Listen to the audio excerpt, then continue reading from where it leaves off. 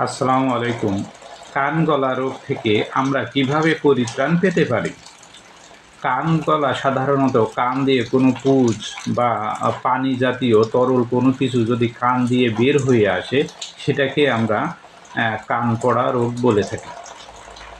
কান গলা। এখন এই থেকে আপনি কিভাবে পরিত্রাণ পাবেন? এই পরিত্রাণের উপায় হচ্ছে আমাদের আল্লাহর প্রদত্ত একটা পিঁয়াজ। পিঁয়াজ আল্লাহর সৃষ্টি। এই আল্লাহর সৃষ্টি এই পিঁয়াজকে আপনি রস বানাবেন। রস বানিয়ে এই রস হালকা গরম করে, বা গরম না হলেও হবে, কানের ভিতরে দিয়ে দিন। এইভাবে দেখবেন যে আপনার কান থেকে যে কান গলা বা কানে পুঁজগুলো এটা ভালো হয়ে যাবে।